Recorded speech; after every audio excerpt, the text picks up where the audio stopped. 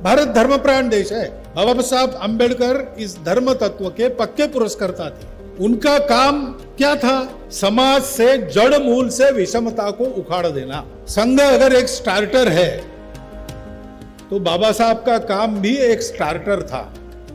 संघ चाबी घुमाने वाला स्टार्टर कह सकते हैं आप, बाबा साहब का किक वाला स्टार्टर था, क्योंकि हिंदू समाज सुन नहीं रहा था। इसलिए हिंदू समाज को इस विषमता से बाहर लाने के लिए उन्होंने अपना पूरा जीवन व्यतीत किया, दीक्षा परिवर्तन भी किया, क्योंकि उनकी प्रामाणिक इच्छा ये थी, भारत देश अच्छा बनना है तो भारत देश के सारे आपत्तियों के मूल में ये जो विषमता है, असमानता है, एक दूसरे के प्रति प्रेम की कमी है, ये सब कारण है, उसको उखाड़ना चाहिए। वो भुक्तभोगी थे।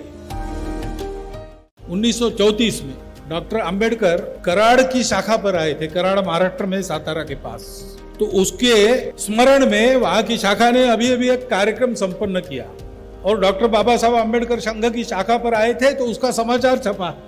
उस समय तिलक जी का चलाया केसरी था, तिलक जी तो नहीं थे, केसरी चल रहा था।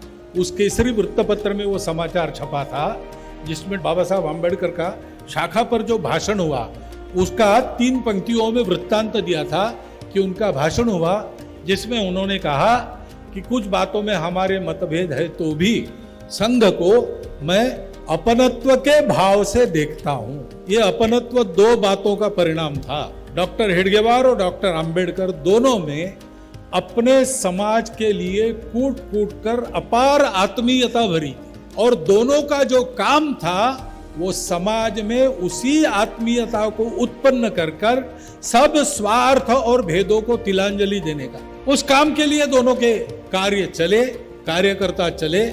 आज भी हम चल रहे हैं।